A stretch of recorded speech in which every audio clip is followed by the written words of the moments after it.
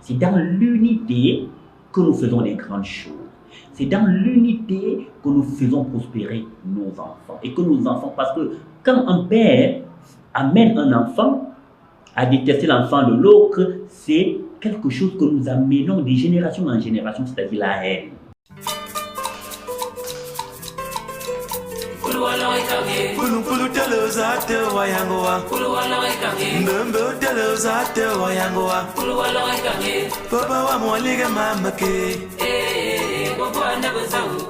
Un chef traditionnel est d'abord celui-là qui communique d'abord avec la nature.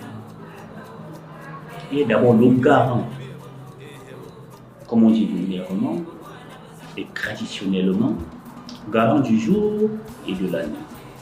Donc, le jour, c'est avec la nature. La nuit également, c'est avec la nature. Donc, la communication avec la nature est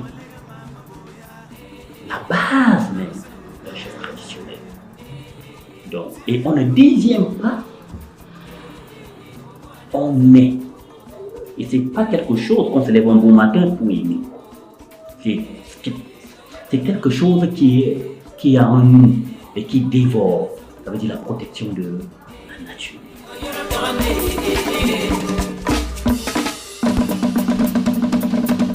Je suis porteur d'un projet de traitement et de valorisation des déchets en engrais organiques, en énergie propre et en matériaux de construction.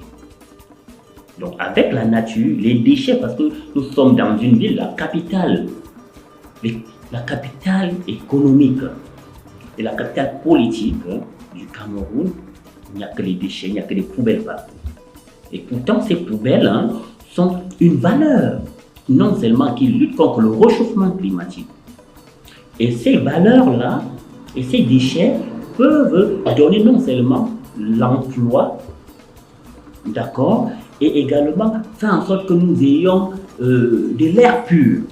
Parce que quand vous marchez un peu ici à Yaoundé, les poubelles sont un peu de partout. Et dans ces poubelles, il y a des maladies. Les personnes qui habitent pas loin de ces poubelles, faites une étude, faites une enquête. Vous allez constater que les personnes qui vivent à côté des poubelles ont beaucoup plus de cas de maladies. Des enfants, des adultes et des vieillards. Allez dans les hôpitaux, vous allez constater que il y a 20 ans, il n'y a plus de cas de maladies que nous avions aujourd'hui. Il y a des maladies rares. Et pourtant, il y a 20 ans, nous n'avions pas les poubelles un peu partout dans la capitale. Mais au jour d'aujourd'hui, il y a des maladies. Ou même le chef de l'État est allé à la COP 21. Il a fait toutes les COP pour lutter contre le réchauffement climatique. Si des personnes en Europe, en Occident, qui n'ont pas de poubelles, des ordures qui sont un peu dans la rue, combattent pour le réchauffement climatique, à plus forte raison nous.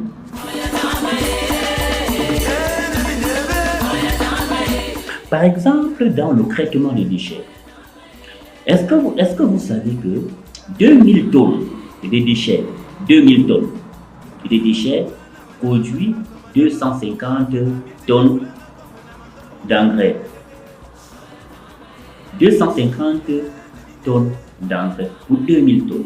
Et les mêmes 2000 tonnes, non seulement ça produit 250 tonnes d'engrais, ça produit 16 mégas d'énergie propre. Et ça produit également les matériaux de construction, rien qu'avec 2000 tonnes.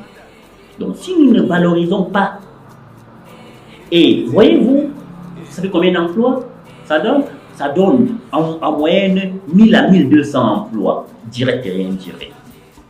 Donc le dossier est dans les services du gouvernement, donc notamment dans les ministères concernés par le projet.